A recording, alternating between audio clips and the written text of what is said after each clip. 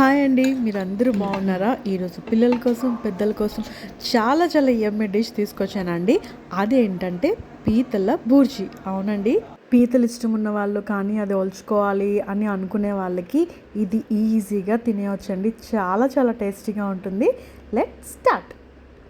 ఇప్పుడు పీతలు తీసుకుని బాగా క్లీన్ చేసి పెట్టుకున్నాక మనం స్టీమ్ చేసుకోవాలండి. నేనైతే ఇడ్లీ పాత్రలో ఇట్లా కింద కొంచెం గీ రాసుకుని లేకపోతే ఆయిల్ రాసుకుని క్రాబ్స్ ఇలా పెట్టేస్తే ఒక 15 మినిట్స్ సిమ్లో పెట్టుకుంటే మన పీతలన్నీ కూడా ఆవిరికి బాగా ఉడికిపోతాయి అన్నమాట. సో చూసారా, ఇలాగ ఎట్లయితే ఇడ్లీలు పెట్టుకుంటామో కింద వాటర్ వేసుకుని ఇడ్లీ గిన్నెలో ఇలా క్రాబ్స్ అన్నీ కూడా పెట్టి మూత పెట్టేసి ఒక 15 నిమిషాలు ఉంచుకుందాం. ఒక 15 నిమిషాల తర్వాత చూసారా, క్రాబ్స్ బాగా కుక్ అయిపోయాయి అన్నమాట. ఇప్పుడు దీన్ని తీసుకుని ఇవన్నీ పైన షెల్స్ అన్నీ కూడా మనం తీసేసుకుందాం. షెల్స్ తీయాలా అది ఒక పని అనుకోకండి. ఇష్టంగా చేస్తే ఏది కష్టంగా ఉండదండి. పిల్లల కోసం ఇంకా పెద్దలు ఎవరైనా తినలేకపోతే వాళ్ళు కూడా ఇట్లా చేసుకుంటే డిష్ని బాగా ఎంజాయ్ చేస్తారనమాట. చూసారా, ఇలా నేను చేసే విధంగా ఇలాగా సిజర్తో మధ్యలో కట్ చేసేస్తే మధ్యలో ఫ్లెష్ అంతా కూడా తీసేయొచ్చండి ఈజీగా. సో చివరిలో ఉన్న వీటిని మాత్రం అటు ఇటు బాగా కట్ చేసుకుని మధ్యలో ఒక స్టిక్తో ఇలా పైకి అంటే ఈజీగా వచ్చేస్తుందండి. చూసారా, ఈ విధంగా మనం అన్నీ కూడా చేసేసుకోవాలన్నమాట.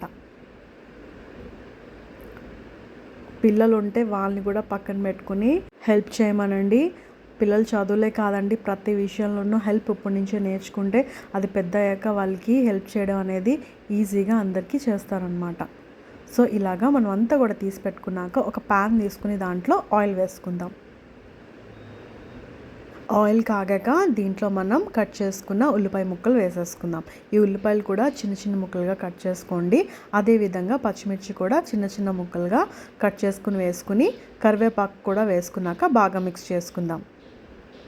ఇవంతా బాగా వేగిపోయాక దీంట్లో మనం ఫ్రెష్గా దంచి పెట్టుకున్న అల్లం వెల్లుల్లి ముద్ద కూడా వేసుకుని బాగా ఫ్రై చేసుకుందాం. ఇలా చేసి పెట్టండి, తినని వాళ్ళు కూడా ఇష్టంగా తినేస్తారనమాట. సో ఇలాగా మనం క్రాబ్ అంతా తీసి పెట్టుకున్నాం కదా, అది కూడా వేసుకుని ఒక 5 మినిట్స్ ఫ్రై చేసుకుందాం. ఇలా 5 మినిట్స్ ఫ్రై చేసుకున్నాక దాంట్లో ఉప్పు కారం వేసుకుని బాగా ఫ్రై చేసుకుందాం. ఇది ఆల్రెడీ మనం కుక్ చేసుకున్నాం కాబట్టి ఎక్కువసేపు పట్టదండి.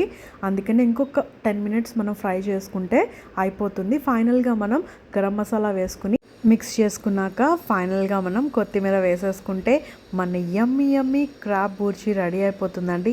ఇది చాలా చాలా చాలా టేస్టీగా ఉంటుందండి. ఇది మీరు తప్పకుండా ట్రై చేయండి. వేడి వేడి అన్నంలో వేసుకుంటే క్రాబ్ కర్రీ చాలా చాలా టేస్టీగా ఉంటుందండి. సో ఇలాగ మీరు తప్పకుండా ట్రై చేసి మీకు ఎలా వచ్చిందో కామెంట్ బాక్స్లో పెట్టండి.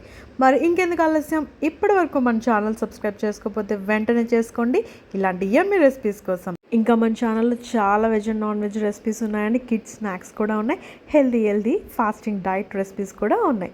మరి ఇంకెందుకు ఆలస్యం, ఇలా అన్నీ టుగెదర్గా మన ఛానల్లో వచ్చేసాయి కదా చిటికలో చేసుకునే రెసిపీస్. అందుకని మన ఛానల్ వెంటనే సబ్స్క్రైబ్ చేసుకోండి. అంటిల్ దెన్ బాయ్ మరి.